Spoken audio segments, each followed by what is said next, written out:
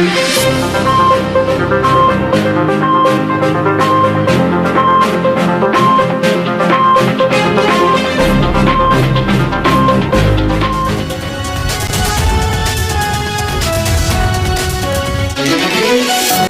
জানিয়ে দিচ্ছি সংবাদ শিরোনাম। বীরগঞ্জে বাড়িঘর, শ্মশান, কালী মন্দির ও মূর্তি ভাঙচুর, অগ্নিসংযোগ, পুলিশ মোতায়েন। টাঙ্গাইলের মধুপুরে শালবন রক্ষায় মানববন্ধন কর্মসূচি অনুষ্ঠিত হয়েছে। টাঙ্গাইলের মধুপুর উপজেলার হকার্স বহুমুখী সমবায় সমিতি লিমিটেড এর ত্রিবার্ষিক নির্বাচন 2026 অনুষ্ঠিত হয়েছে। এবারে থাকছে বিস্তারিত। বীরগঞ্জে বাড়িঘর, শ্মশান, কালী মন্দির ও মূর্তি ভাঙচুর, অগ্নিসংযোগ, পুলিশ মোতায়েন। রণজিৎ সরকার রাজ, দিনাজপুর জেলা প্রতিনিধি। দিনাজপুরের বীরগঞ্জ পাল্টাপুর ইউনিয়নের ঘোড়াবান্ধ গ্রামের কাদেরের ছেলে রেজাউল ও আজগর সাহার ছেলে আজাদের নেতৃত্বে 1.5 হতে 200 ভাড়াটিয়া গুন্ডা দেশীয় অস্ত্রধারী সন্ত্রাসী বাহিনী নিয়ে সনকা আদিবাসী ধর্মান্তরিত খ্রিস্টান পাড়ার শ্মশান কালী মন্দির ভেঙে গড়িয়ে দিয়ে কালী মূর্তিটি ব্যাপক ভাঙচুর করে পার্শ্ববর্তী ভুট্টা খেতে ফেলে দেয়। আদিবাসী দর মহৎ অন্তর জানান, ওই মৌজার আদিবাসীদের কবরস্থানের 150 দাগের 93 শতক জমির গাছ কেটে জমি দখলের চেষ্টাকালে আদিবাসীরা প্রবল বাধা দেয়। সন্ত্রাসী বাহিনী পিছু হটতে বাধ্য হয়। এ সময় গণেশ শরণের ছেলে বিশ্বনাথ ওরফে ভন্দা নামে এক যুবক বুকে এবং শাবানা মুর্মু পিঠে তীরবিদ্ধ হয়। গাছ কাটার পূর্বে তার আতঙ্ক ও ত্রাস সৃষ্টির লক্ষ্যে আদিবাসী পল্লীর মঙ্গল ওরফে জাকব মুর্মুর ছেলে পিয়ুষ মুর্মুর বাড়িতে অনধিকার প্রবেশ করে তার উপর হামলা চালিয়ে তাকে মারাত্মকভাবে আহত এবং মহিলাদের লাঞ্ছিত করে বাড়িতে আগুন ধরিয়ে দেয়। আহতদের মুমূর্ষু অবস্থায় বীরগঞ্জ স্বাস্থ্য কমপ্লেক্সে নিয়ে ভর্তি করা হয়। সংবাদ পেয়ে বীরগঞ্জ থানার officer in charge OC Saiful Islam, SI Jahangir বাদশাহ রনি, এসআই দীনেশ রায় ঘটনাস্থলে উপস্থিত হয়ে পরিস্থিতি নিয়ন্ত্রণে আনেন। এ ব্যাপারে অভিযুক্ত রেজাউল ও আজাদের সাথে যোগাযোগ করলে তাদেরকে পাওয়া যায়নি। তবে তাদের বাড়ির লোকজন জানায়, বিবাদবান জমি নিয়ে সংঘর্ষে আদিবাসীদের হামলায় তারা আহত হয়ে হাসপাতালে চিকিৎসাধীন রয়েছে। এ সময় সহকারী কমিশনার ভূমি, বীরগঞ্জ ও নির্বাহী ম্যাজিস্ট্রেট দীপঙ্কর বর্মন ঘটনাস্থল পরিদর্শন করেন। তিনি বাস্তব চিত্র দেখে সন্ত্রাসীদের তাণ্ডবের বিরুদ্ধে কঠোর আইনানুগ ব্যবস্থা গ্রহণ করার নির্দেশনা দেন এবং ক্ষতিগ্রস্তদের আশ্বস্ত করেন। এলাকায় থমথমে অবস্থা বিরাজ করছে। পরিস্থিতি নিয়ন্ত্রণে রাখতে এই ঘটনা মধুপুরে শালবন রক্ষায় মানববন্ধন কর্মসূচি অনুষ্ঠিত হয়েছে। মধুপুর টাঙ্গাইল জেলা প্রতিনিধি। টাঙ্গাইলের মধুপুরে ঐতিহ্যবাহী শালবন রক্ষায় মানববন্ধন কর্মসূচি অনুষ্ঠিত হয়েছে। রবিবার 19 এপ্রিল সকালে উপজেলার শোলাকড়ি ইউনিয়নের শোলাকড়িতে এ মানববন্ধন কর্মসূচি অনুষ্ঠিত হয়। সচেতন নাগরিক কমিটির ব্যানারে শোলাকড়ি উচ্চ বিদ্যালয় সংলগ্ন পাকা রাস্তায় এ মানববন্ধন কর্মসূচিতে বক্তারা বলেন, বন বিভাগ ও সরকার শালবন রক্ষার নামে যে কর্মসূচি গ্রহণ করেছে তা আদৌ কি বন রক্ষায় সুফল বয়ে আনবে? বরং এই কর্মসূচির নামে সরকারের কোটি কোটি টাকা লুটপাট হচ্ছে। সামাজিক বনায়নের নামে কোনো বন হতে পারে না। বন কখনো সামাজিক হয় না। এটা বন ধ্বংসের আরো কঠিন চক্রান্ত।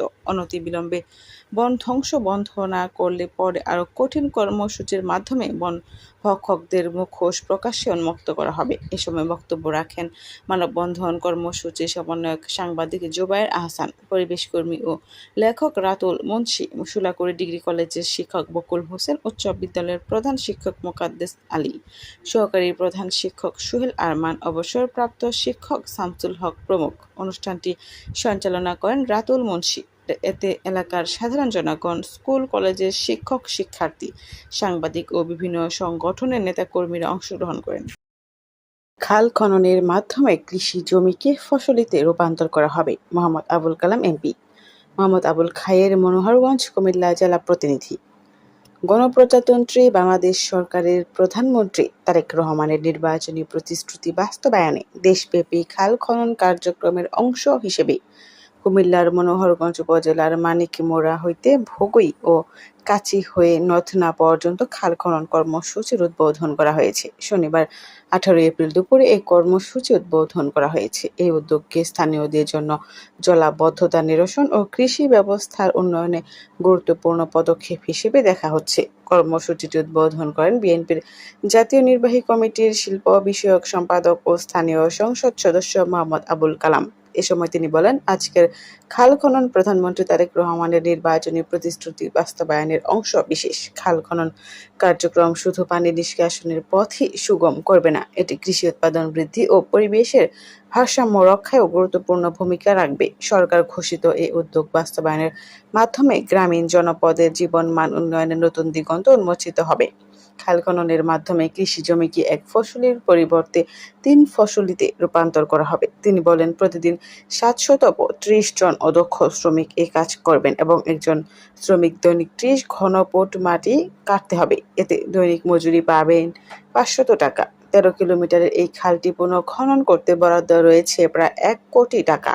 পরে তিনি সকলকে খাল থেকে খননকৃত মাটি যেন লুটপাট না হয় সে বিষয়ে সতর্ক থাকতে বলেন। অনুষ্ঠানে সভাপতিত্ব করেন মনোহরগঞ্জ উপজেলা নির্বাহী অফিসার গাজেলা পারভিন রোহি। অনুষ্ঠানে আরও উপস্থিত ছিলেন মনোহরগঞ্জ থানার ভারপ্রাপ্ত কর্মকর্তা ওসি শাহিনুর ইসলাম, মনোহরগঞ্জ উপজেলা বিএনপির সভাপতি আলহাজ ইলিয়াস পাটোয়ারি, সাধারণ সম্পাদক অধ্যাপক সরওয়ার জাহান ফুইয়া দুলন, সিনিয়র সহ-সভাপতি আলহাজ শাহ সুলতান খোকন, লাকসাম পৌরসভা বিএনপির সভাপতি আলহাজ মজির আহমেদ, সাধারণ সম্পাদক গোলাম ফারুক, উপজেলা প্রকল্প বাস্তবায়ন কর্মকর্তা আহমেদুল্লাহ সবুজ, মনোহরগঞ্জ উপজেলা যুবদলের আহ্বায়ক রহমতুল্লাহ জিকু, সদস্য সচিব আমান উল্লাহ চৌধুরী, নাথেরপিটুয়া ইউনিয়ন বিএনপির সভাপতি হারুনুর রশিদ, সাবেক সভাপতি নাজির আহমেদ, সাবেক চেয়ারম্যান আবু বকর সিদ্দিক এবং ইউনিয়ন যুবদলের আহ্বায়ক কামাল হোসেন প্রমুখ। স্থানীয়রা জানান, দীর্ঘদিন ধরে খালটি ভরাট ও অকার্যকর হয়ে থাকায় বর্ষা মৌসুমে এলাকায় তীব্র জলাবদ্ধতা সৃষ্টি হতো।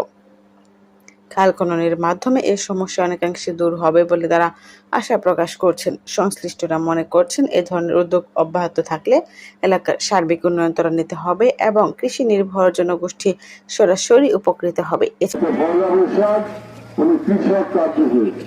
কৃষকরা এই জন্য আজকে আমরা খাল কাটতে যাচ্ছি। আমাদের মাননীয় প্রধানমন্ত্রী ১০,০০০ টাকার কৃষি ঋণ সুদ সহ মৌকুব করেছেন।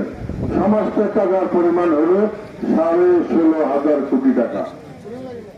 এর বাইরে গত ১ বৈশাখে কৃষকদেরকে কৃষি কার্ড দিয়েছেন পর্যায় ক্রমে ২০,০০০ কার্ড দেওয়া আমরা এই কর্মসূচি উদ্বোধন করেছি।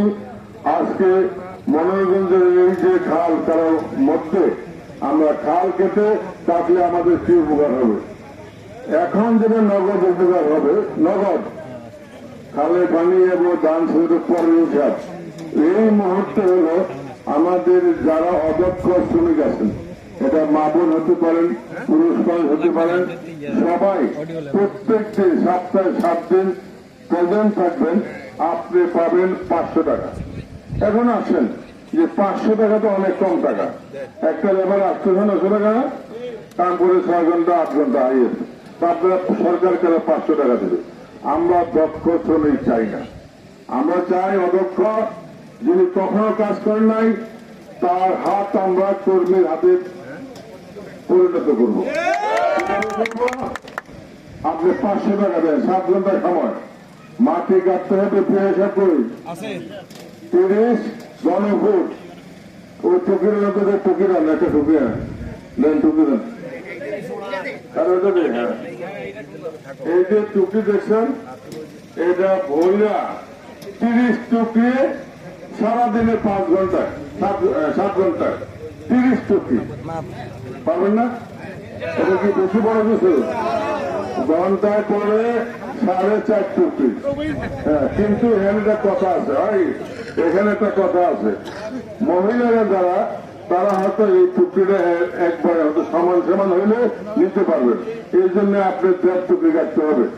30-এর জায়গায় 35-40টা আপনাকে ফেলতে হবে। কারণ আপনার মনে রাখতে হবে যে 500 টাকা আজকে যে মা বোনেরা, যে ভাইরা যেগুলো ইনকাম করেন নাই, তার জন্য 500 টাকা, 30 দিন মাটি কাটবেন 15,000 টাকা। আপনাকে আমার সরকার স্বাবলম্বী করার যে একটা কর্মসূচি, অদক্ষ শ্রমিককে দক্ষ বানানো এবং আপনাকে টাকা উপার্জন করে দেওয়ার যে রাস্তা, সেটা আমাদের সরকার, আমাদের মাননীয় প্রধানমন্ত্রী জনাব তারেক রহমান করে দিয়েছেন। আমরা ওনার হুকুম কিভাবে বাস্তবায়ন করা যায়, এই জন্য আপনারা আমাকে ভোট দিয়ে জয়যুক্ত করেছেন। সেই জন্য আমি একটা কথা বলি, এই 1 থেকে 1.5 মাসের মধ্যে যে ভাইরা বোনেরা ম্যানুয়ালি খালটা কাটবেন, এটার আনুমানিক ব্যয় হবে 1 কোটি টাকার কাছাকাছি। তবে এই 1 কোটি টাকা যদি 2টা ইউনিয়নের গরিব মেহনতি মানুষের ঘরে যায়, এখানে খুশি হওয়ার কথা না? স্বাবলম্বী হবেন না? প্রতিদিন আমাদের 770 জন শ্রমিক দরকার, মহিলা পুরুষ মিলে। মহিলারা যারা আগ্রহী তাদেরকে দেবো, পুরুষ যারা আগ্রহী তাদেরকে দেবো, কিন্তু আমরা দক্ষ শ্রমিক নেব না, অদক্ষ শ্রমিক।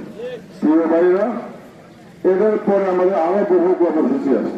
তাহলে আপনি যদি এখানে কাজ করতে করতে অদক্ষ শ্রমিক আপনি দক্ষ হয়ে যান, 1.5 মাস মারি গেলে দক্ষ হতে লাগে না, লাগে নাকি? আমাদের বাড়ি গ্রামে আমরা এখানে খুব কিন্তু পুরো 2 মাইল যেতে